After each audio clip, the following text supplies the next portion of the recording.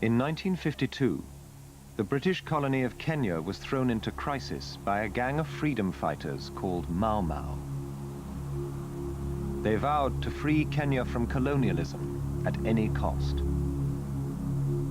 Their name became a byword for savagery because of the way they butchered their victims. You could hear them shouting it as they went in, cut, cut, cut, and they would just slash. Yes, they would slash anybody. No atemire ni hari umwe watemire ucio wajitire kanyamu gatwana atemire na gicoka kigirithia ruhiu ruu nyeki uguo thakame uguo. Though many Africans would die at the hands of Mau Mau, it was the murder of whites that horrified the outside world. To the British, the uprising was such an outrageous attack on colonialism that it justified any response. And that response, when it came, would be brutal and shocking.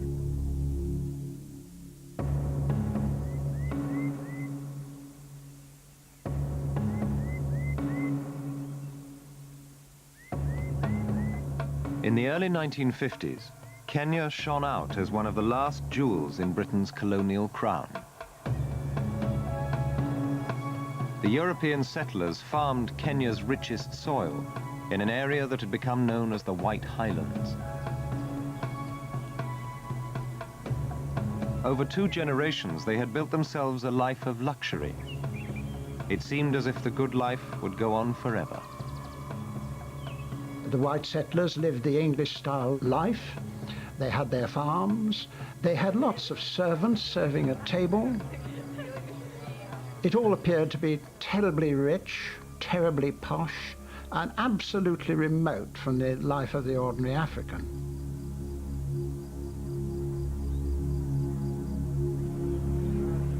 The ordinary settler really enjoyed being in Kenya. It was a good life. I mean, let's face it, be rather blunt, you could get servants, and booze was cheap. The Europeans took the view that they were doing the Africans a great favour by being in Kenya. We're jolly good chaps, you know, and you're very lucky to have us here. They were 3rd or 5th class citizens compared to the Europeans. It wasn't racist, it was just, well, a fact of life.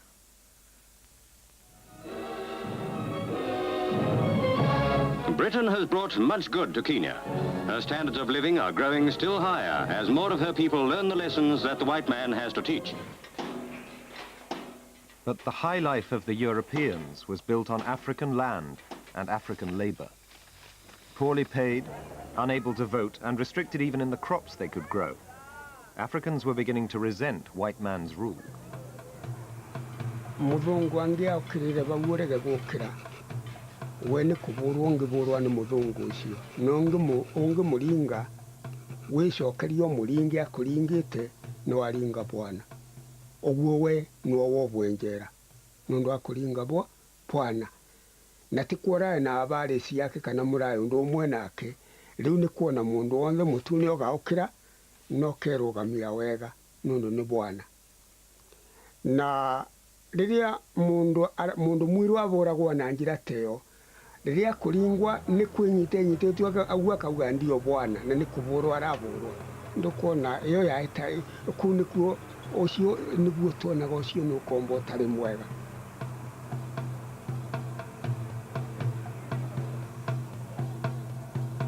In the post-war world, the facts of colonial life were changing fast. One by one, African countries were demanding self-rule. Africans who had risked their lives fighting for the British during the war were not prepared to return to the old ways. 1942 nitwateithirie ngetha 1939 no thutha wa uguo twibira mbara-ini gutiri kindu matweire riu ni undu wa uguo ri tugituika riu tugucoka ukombo-ini na riu ni undu wa uguo ri uteti wa gitira iguru ri tugikona atiri no tukiruire na Ngeretha nigetha mehere bururi wi ira ndi tukihata ta andu aria angi. Tension between black and white was rising, but white settlers felt themselves immune to changing times. I remember a settler saying to me, You young district officers know nothing. We've been here for years. We know our boys, as they used to call them. We know the boys. We know all about them. You don't know anything. And it was the difference between knowing. The settler did know a lot. He did know a lot about Africans, how to handle African labour, how to use African labour. But he could not see what the use of that labour and the production of money was beginning to bring about. He couldn't see the political change. The settlers seemed complacent and dismissive of African aspiration. Their government, too, refused to take black political ambitions seriously. The colonial government was always negative. The African was said to be not ready for independence. He was said to be illiterate and unorganized and things like that. Political frustration was rising fast. In early 1950, African nationalism began to take a new and ominous course. I was on safari. I was in my tent, and just about dawn there was a clamour, and someone rushed in and said, "Bwana, Bwana, come. The preacher at the church has been murdered." And I went. It was only a short distance, and lo and behold, the preacher had been cut up with a machete, and they'd also killed a goat, taken the sexual organs of the goat and draped it upon the crucifix on the altar of this church. A very nasty business indeed. That was the very first death that I saw. And then more and more came along. Rumours began to circulate about a secret society that had formed amongst the Kikuyu. 1/5 of the population, they were Kenya's largest tribe. This mysterious organization called itself the Land Freedom Army. It was forcing Kikuyu to swear an oath to take back the land the white man had stolen. Any African who refused the oath or remained loyal to the colonialists was likely to be brutally murdered. This secret society soon acquired a new name, though no one knew where from. It was called Mau Mau. Some of the missionaries started to get a bit uneasy, and the chiefs also started to get uneasy, and they said, "Do you know, a few people have disappeared, and so-and-so was murdered the other night." And we got more and more reports of deaths. And then, when we tried to make general inquiries for the first time, we got a slowing down in information. Unease turned to fear when on the 7th of October 1952, a staunch British loyalist, Chief Waruhu, was shot by the Mau Mau in broad daylight. The assassination was seen as a declaration of war by the terrorists. Mau Mau was emerging as the first violent threat to British colonial authority in post-war Africa. The government moved fast to stamp it out. 2 weeks later, on the 20th of October, the colony's governor, Sir Evelyn Baring, declared a state of emergency. Within days, Kenya, Britain's beloved colonial jewel, was at war with its own subjects.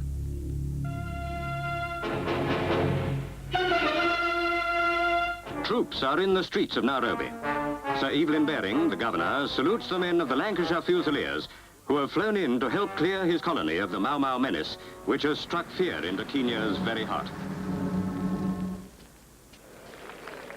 The government's first step was to arrest the man fast emerging as the most influential and charismatic political figure since Gandhi. His name was Jomo Kenyatta. Kenyatta was the leader of the Kenya-Africa Union, a political party demanding greater African self-rule. Publicly, he had denounced Mau Mau and the use of violence, but the British believed they had reason to fear him. The British and the white settlers were together convinced that Kenyatta was the brains behind the movement. Everybody knew that he exercised an extraordinary moral influence over Kikuyu opinion.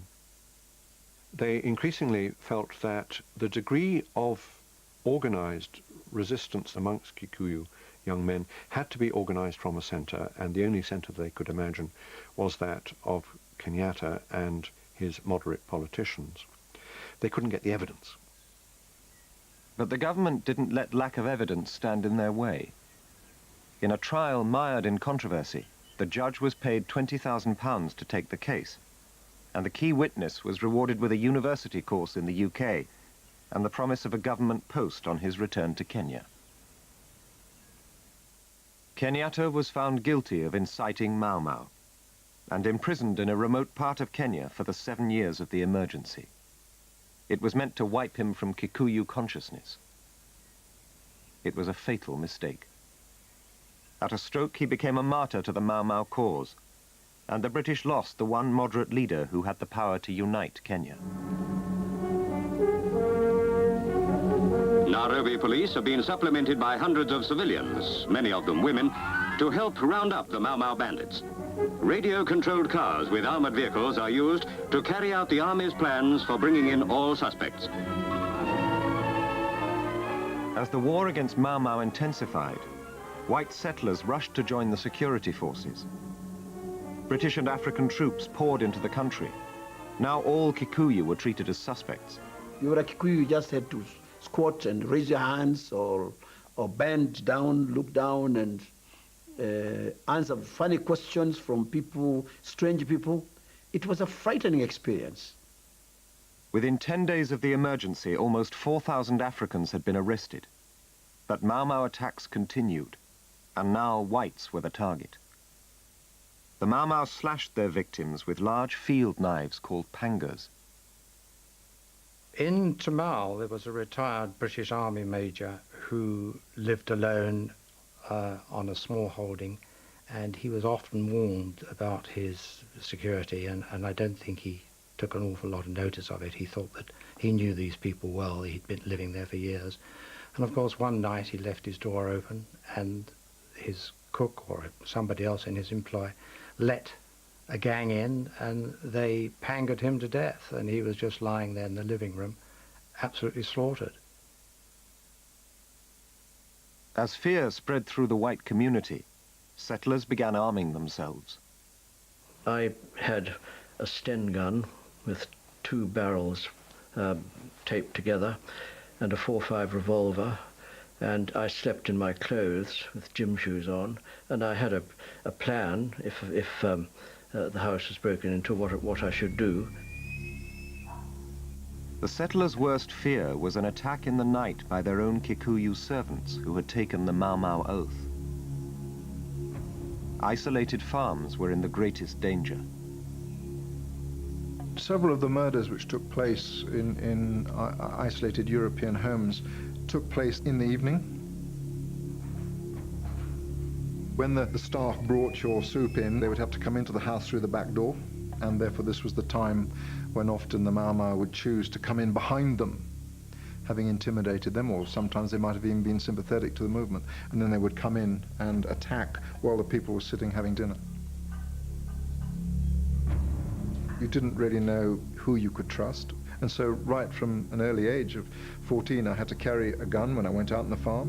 When things were particularly tense, I actually had to go with 2 armed men with me. And then of course we had the weapons with us at all times, in the house, under the pillow, beside the soup plate in the evening, at dinner. It was just something that you had with you all the time. As the tension increased, farms everywhere were turned into fortresses. Our own security arrangements here consisted mainly of what we called a home guard post, which was just out the back of our farm, where we had 40 armed men in kind of like a Western fort. It was very dramatically built with trenches and a drawbridge, and was pretty secure. Most of them had shotguns. Those that were not able to have firearms have bows and arrows. It was all fairly rudimentary, but at least having 40 armed men around the place in day and night was kind of a bit of an encouragement to us. Any encouragement the settlers might have felt in the early weeks of the emergency was dashed in January 1953 with news of a horrifying murder that rocked the white community. Mr. and Mrs. Ruck and their small son ran a farm on the Kinnancop, And he was a farmer, and his wife, Esme, whom I actually knew well as a child, she was a doctor, a lovely person. One evening, Ruck was lured out and chopped to pieces, and Esme, his wife, hearing this commotion outside, rushed out to help him. She then was killed. The little boy who'd hidden up in a bedroom in a cupboard was sought out and cut to pieces himself.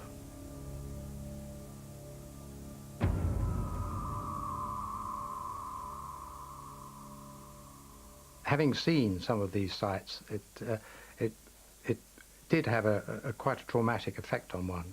I think one always very, very scared of a swinging knife for a start, but the sight of so much blood and people just lying there, innocent people who had really just been torn limb from limb, it was really, yes, quite shocking.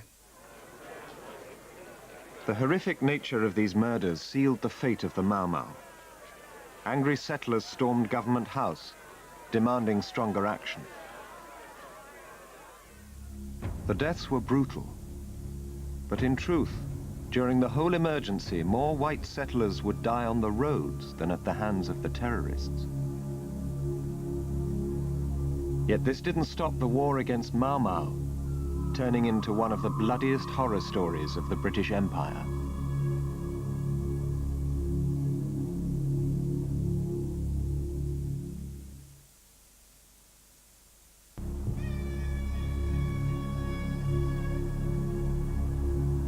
The Mau Mau uprising in Kenya sent shockwaves through the colony. Though it was an outrageous attack on the white community and on colonial authority, in truth it was the Africans themselves who would suffer the most. Kikuyu who remained loyal to the colonial government were increasingly under threat. On the 26th of March 1953, a Mau Mau gang waited for dusk to fall on the loyalist village of Lari. The village chief, Chief Luka, was fiercely loyal to the colonial authorities and had been rewarded with land. He was hated for it by the Mau Mau. But it was the whole village that would pay the price as the gang launched its attack. Na misinga gutulika na jago geke kia ngui nene muno ya turu tu Ruo na mundu haria agakira murwo niki no ndungihota kuma tondu gutonya kuria matonya hindi marahura ni maracina ni nyumba yakwa ni yakiheire tugigeitikirwo na mwana wakwa tugigeitikirwo ni murari wa kuma ni muthandi cia maguti kuma na iguru ngiona riwa na rithu ndumuigirie ni ugwakana ona wari maturatu na inegene ria riuma kuo ri gutiri ona micinga iria kuhuragwo ri gutiri ni kirire biu ngiuma ngigira gatagati ka nyumba ino na ino yakwa ngithii guikuruka uguo ri ithe andu me haria hau niho moragire muthuri mamurutite nyumba magithie riu ngikinya ta haria uguo koigwa-ini gaka ri ngigua merana atiriri kau kangi tiniai maguru ngigikorwo ningi ona haria maroi magathiururika meguturite nikio ndiciragia niho rukari na tondu ni ndakirwo no horagiirwo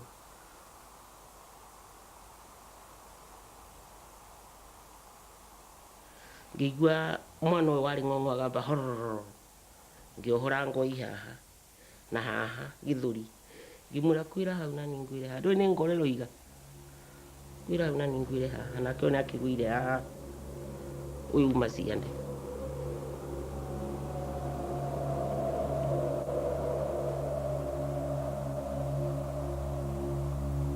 To the Mau Mau, Lari was a fight about loyalty and land.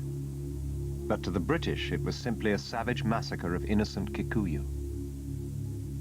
From now on, Mau Mau would never be seen as anything but cruel thugs. The horror of that night would eclipse their political ambitions forever. Upon the children, too, the Mau Mau had laid its evil mark. The lucky ones, I wonder.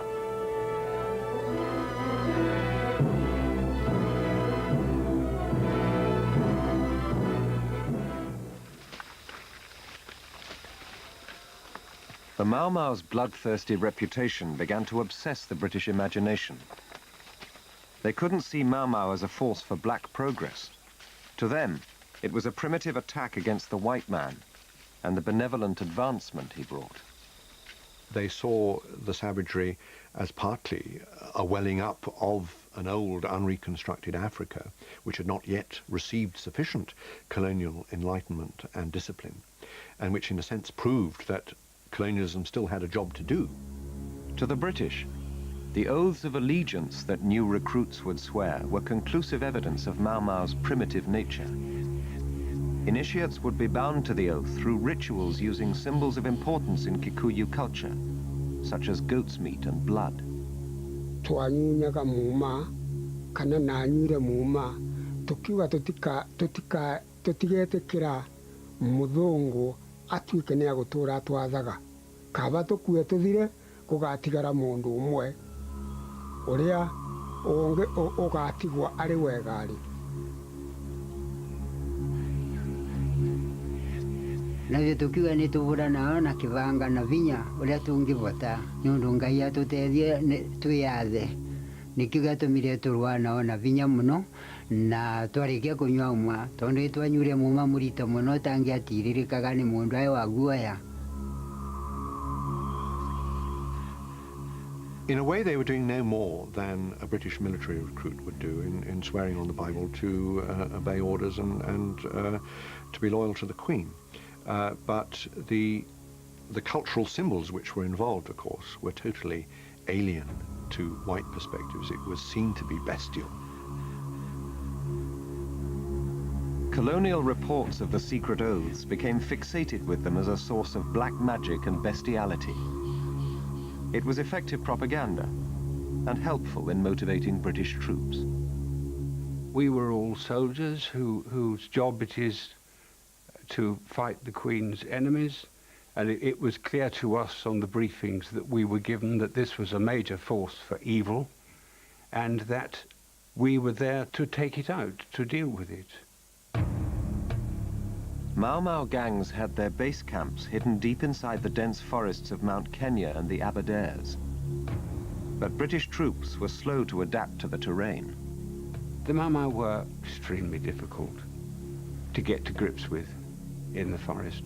Their local knowledge was excellent. They were used to living very rough.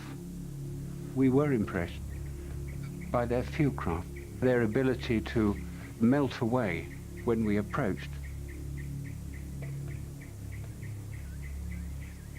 Haya njoni kithakari nitwamenyaga tondu akwigua riria thigara cianunga na kwigua igitana njoni kwigua kwa iretanira murimo uria nitwamenya riu njoni kithakari na thigara na munungu wa thabuni lazima turie ni withambite na thabuni ku tondu mundu anungaga kithaka kitheri ta njogu wa kithaka no njoni ikuo nitwamenyaga ona thirikari ikuo nitwamenyaga na twae na munambi wa gutwiraga riu thirikari imwe no aba bekari ona na bwaba thirikari imwe no kwoguo nitwamenyaga njoni ikuo kana iye murimo uria nitwise nacio tugikiraki.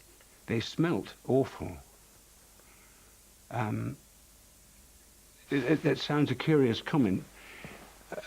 We revolted them because we, apparently to them, the European smells of soap.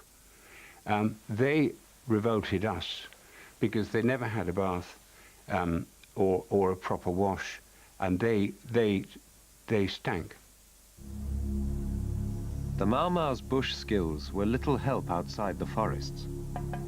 Armed with nothing but homemade guns and panga knives, they were a weak enemy compared to the troops mobilized against them.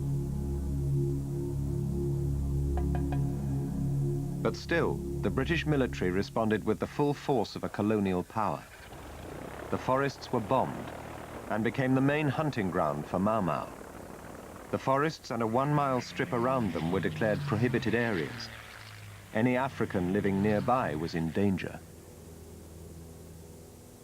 When we saw an African in the forest or within the 1-mile strip outside the edge of the forest, we were instructed to treat this African as a Mau Mau. And so it was, shoot on sight is a fair way of describing it. Nobody knew how many Kikuyu had taken the Mau Mau oath. To most soldiers and police, all Kikuyu were potential enemies. You get these young soldiers coming in, they're pitch-poled into a situation where there's a mass of black people. They cannot differentiate between one black man and another. They don't even see the skin colours. They can't tell one tribe from another. The officers are trained for battle situations when you go forth with your platoon or your company and you do something. Well, there's precious little for them to do, precious little for them to attack, and soldiers get bored. Without knowing who was the enemy and who was not, some soldiers and police began taking the law into their own hands. Reports of brutality by the security forces began to appear in the British press. One newspaper carried a story describing a gruesome method by which British troops kept a record of their Mau Mau kills. Na makauraga andu muno njoni mauka mamwithira anakuwa ni kumutituri makamuraga makamurenga njara makathie na njara icio ikinyithitue figures ikinyithitue irore ni twacoka thikauti kumenya uria bekarire tugakoreria ni ng'ania wetu urathirwe na arengwa njara riu ucio tutiatindanagira nake no cio tungikoreria murage ata murenge njara ni twamenyaga mundu ucio timuone ni andu acio tukamwoca tukamuitha rungu rwa miti. A year into the emergency, more shocking stories about troop brutality began to surface. In November 1953, Captain Gerald Griffiths of the King's African Rifles hit the headlines in Britain when, in the course of his court-martial for murdering an African worker, he admitted to paying his men 5 shillings a head for every Mau Mau they killed. A witness at the trial said he was told by Griffiths he could shoot anybody he liked so long as they were black, because Griffiths wanted to increase his company's score of kills to 50.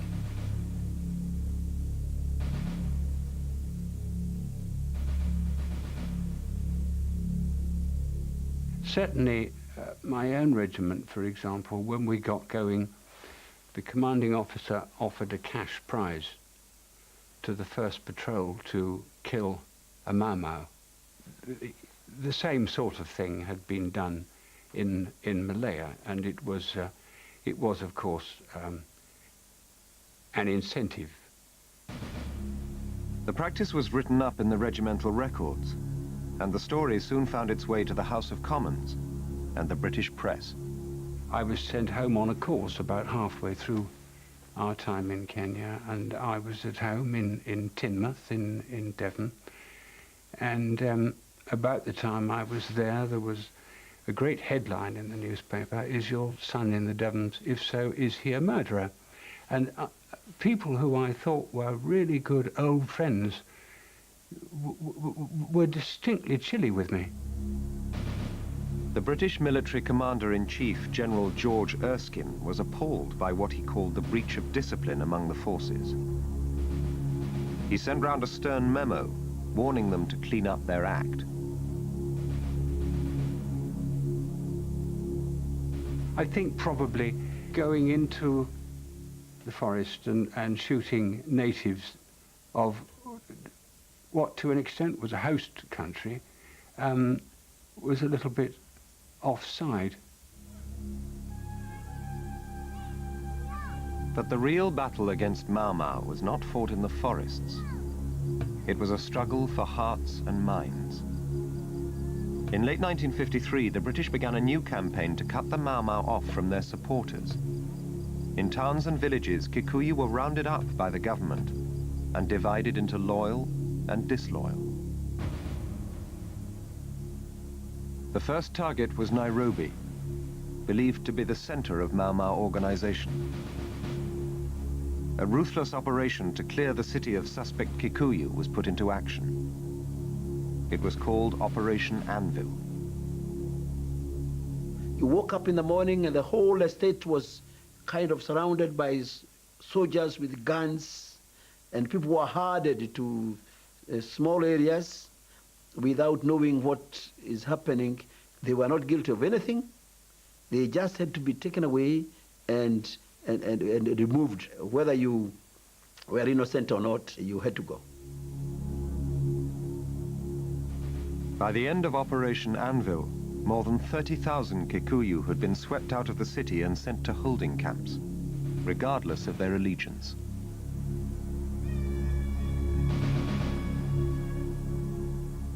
This policy punished the entire Kikuyu tribe for the sins of a minority. In the roundups, families were separated. Men were taken to the camps. Women and children were forced onto the overcrowded native reserves. In rural areas, Kikuyu were pushed into specially built fortified villages where they lived under 23-hour curfew. This policy, known as villagization, gave the colonial authorities total control over the tribe.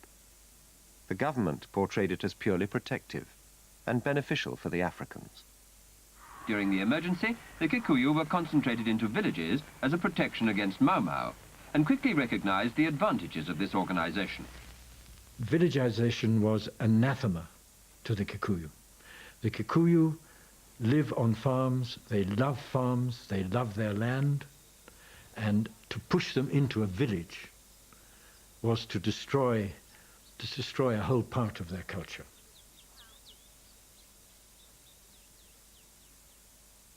The villages were controlled by the Home Guard, local police forces made up of Kikuyu loyal to the British. Divide and rule of the tribe became an effective weapon in the campaign.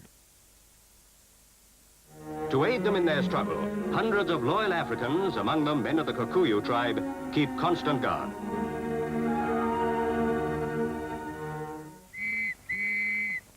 As the British government continued its technique of reward and punishment, the Kikuyu tribe was split.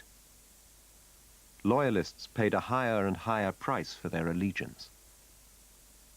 Nikoraga twauragaga na rĩrĩ na nĩwe gucaga tũkiuga gũkĩrwo atĩ Mau Mau nĩ njũku mũno tondũ ĩrarũraga mũndũ ĩgacoka ĩgatũra mĩgwanja ĩgathiĩ ĩgacuria ũmwe na kwĩra ũrĩa ĩngĩ ĩgacuria na kũrĩa. Gĩtũmi kĩa mũndũ ũcio wa loyo aitwe twaitaga tũmwite ithuĩ tũmwite twamwitaga nĩ ũndũ mũndũ ũcio nĩwe ũtarenda wĩyathi wetũ ũrĩa tũretia tondũ twaya nyumuma atĩ tũngĩkona mũnyakerũ nĩ kũnyonga kwoguo twamaitaga nĩ ũndũ wa kũthiĩ kumbũra thiri tondũ nĩacoka twamũrekereria athiĩ atũretere engĩ mũno maũkega kũrĩ methera mũraia methere wĩngĩ ũciarĩve na indo itabwe nyingĩ mũno ũcio twaitaga gwita ũguo twekaga. The Mau Mau had earned their reputation for violence, but in the face of such determined rebellion, it was the British who would finally take the brutality one step too far.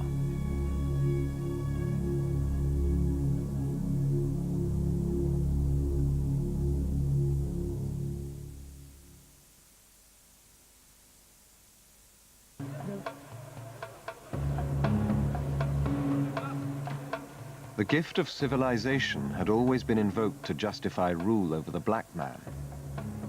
But in wiping the colony clean of Mau Mau, the British used methods that were anything but civilized. Emergency law was rough justice.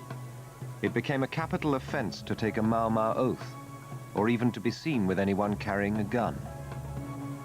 Between 1953 and 1956, more than 1,000 Africans were hanged for alleged Mau Mau crimes. Public hanging had been outlawed in Britain for over a century, but in Kenya, it was used to keep the rest of the population in line. When somebody did have to hang for their Mau Mau crimes, then the British felt that the Kikuyu should not only have justice done to them, but should see that justice was done. There was a mobile gallows.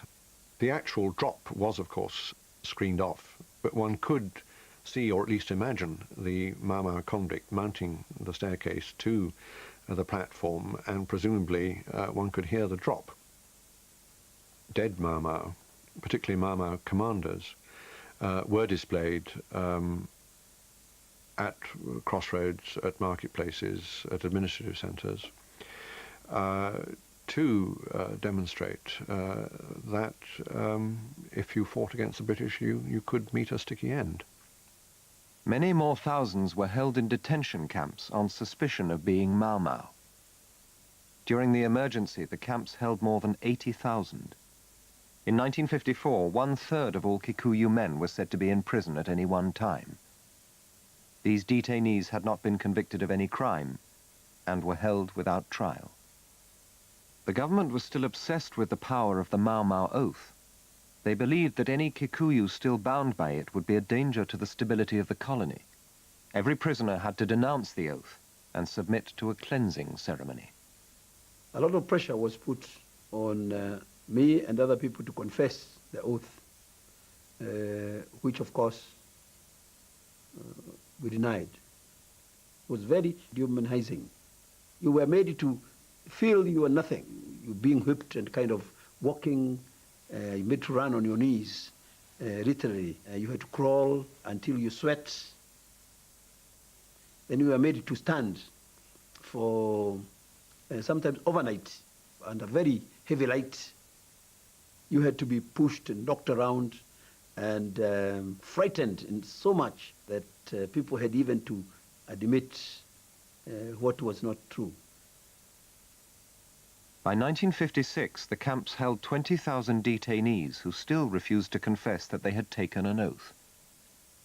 As a fighting force, Mau Mau had been defeated, but the logjam of suspects meant that the emergency could not be brought to an end. London demanded that some way be found to speed up the process of cleansing detainees of their oaths. The way that it found was, if you beat them up enough, then they'll confess an oath. So what you do is you beat them up and then you give them a bit of paper and a piece of pencil and say, confess, I took it, I took it, I took it. You are now a human being again. I think sort of Christianity had been tried and hadn't succeeded with them. And they needed a sort of moral compulsion, I don't know how one else could put it really, to confess their oaths. The Mwea camps held 5,000 detainees who were refusing to confess the oath and submit to the rehabilitation process. I was told that I was going to be posted to take over the rehabilitation at the Mwea camps. So I said, no, I don't want to do this. And I was then told, you can't say no in a service, you have to, at the very least, go and look at it. So I went to go and have a look at it. There I met Superintendent Cowan. John Cowan was head of the Mwea detention camps. He developed an effective method of extracting confessions. In one of my camps, there was a small faction of Mau Mau detainees who were difficult, and there was a procedure which was implemented there which was successful. It was a very sort of embryonic procedure. We had to coerce them into confessing. We used a little bit of force on them. They were surrounded by elders and by other detainees, all pleading with them to confess, shouting at them. It's difficult for them to resist. It was pressure, really. And they did confess in the end. Superintendent Cowan explained to me in great detail what he did. And he told me that my fears were totally groundless because all it was just like a good rugger scrum. There might have been hand slapping, possibly an odd fist or two here and there, but no more than that. I never saw a man, in all the time I was there, having had force perpetrated on him, in any worse condition than an amateur boxer getting out of a ring. Cowan's method, using what was called compelling force, proved very successful at eliciting confessions. He was asked to write a report on how to deal with a group of hardcore detainees held at a camp called Hola. Now violence was enshrined as official policy. It was here, at Hola, that the government's brutality would finally bring the crisis to a tragic end. The Hola prisoners refused to confess the oath or to perform manual labor. They declared themselves political prisoners.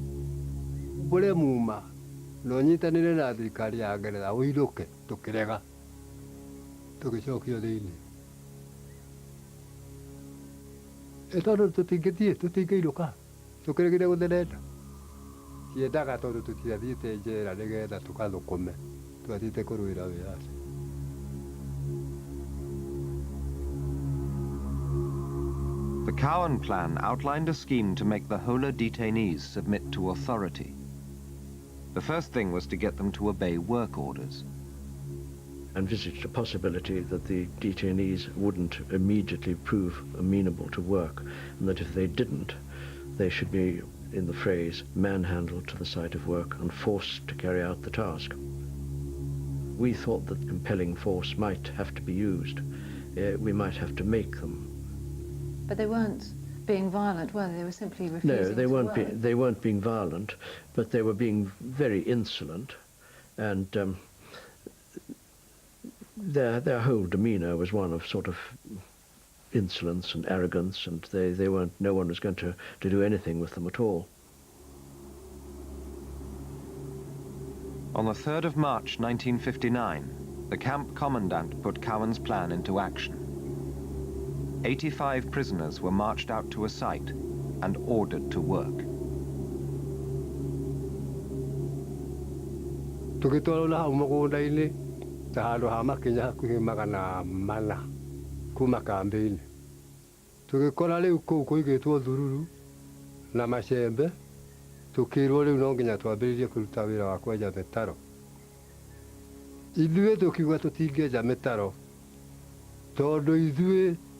Torali o hele toleketia kio ninge ithui tuyokododo awe yadi totiokete gutuka ngombo. When the prisoners refused peacefully to cooperate, the commandant decided to compel the men to work.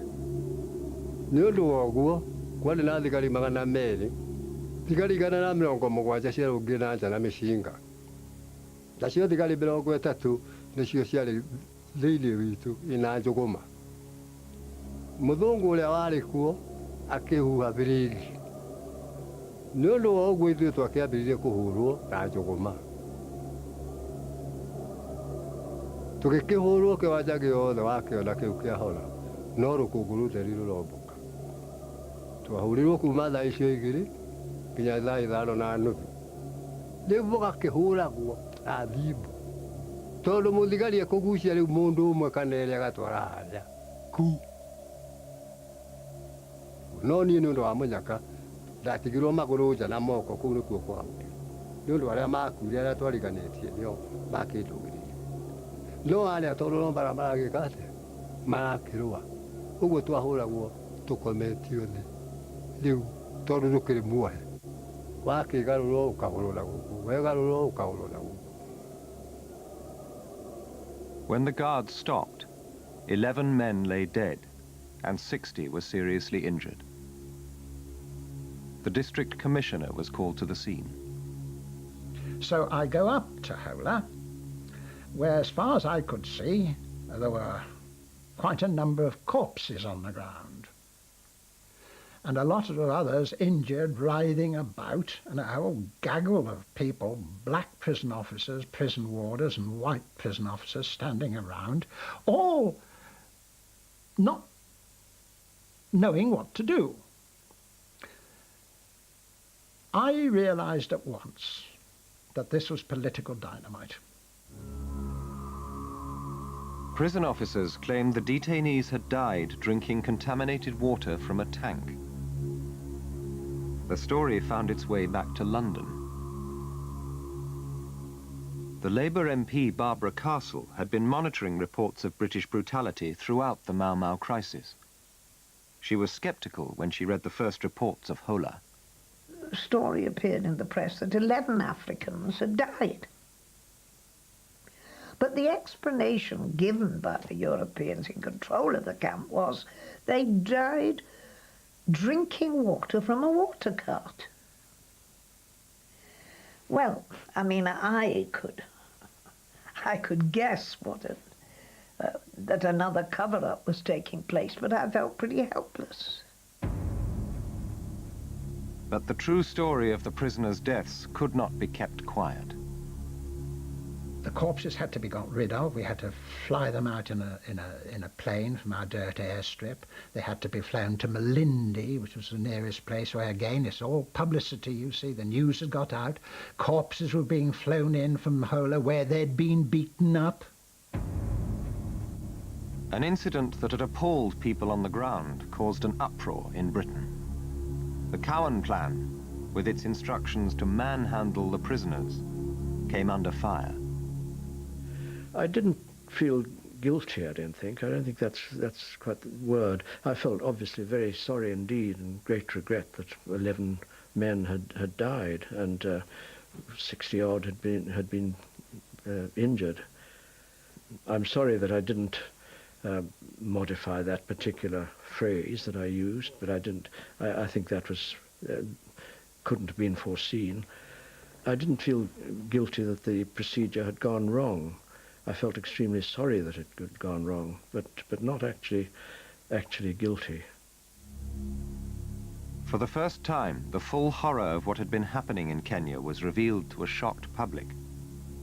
Suddenly, it was the British authorities who looked like brutal thugs. In the House of Commons, the scandal brought condemnation from all sides. I went into the House. I was so trembling with rage. I could barely get the words out. It was a packed House of Commons. And I was followed immediately by Enoch Powell in his very clipped, upright, business-like tones, with no emotion in it, but also tearing the cover-up case apart brilliantly. Facing political disaster, the Tories rushed to repair the damage. Within weeks, London stopped the rehabilitation process in the Kenyan camps. The Mau Mau oath, which had dominated the crisis, suddenly became irrelevant. Everyone was pushed out as fast as possible, whether they'd confessed to taking an oath or not confessed to taking an oath, whether they were still human or subhuman or not human or whatever. And the move to independence via the release of Kenyatta, the leader of the Kikuyu and the leader of the movement, began to go more and more quickly.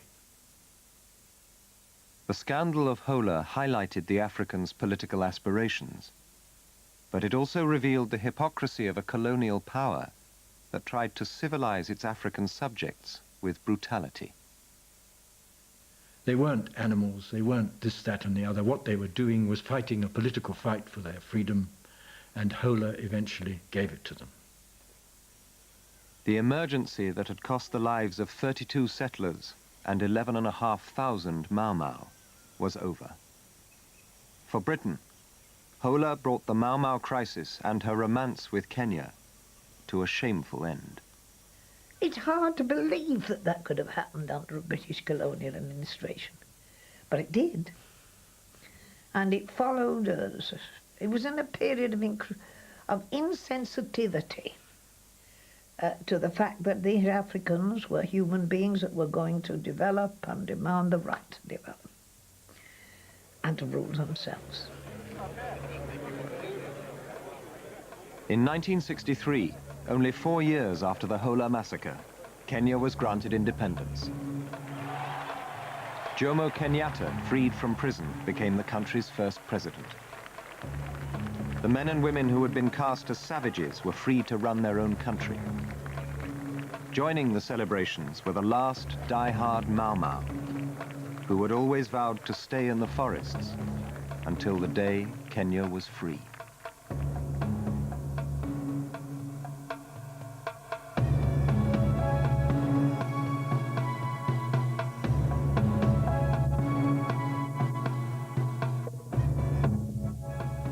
For more information on the story covered in tonight's programme, go to the Secret History website at www.channel4.com.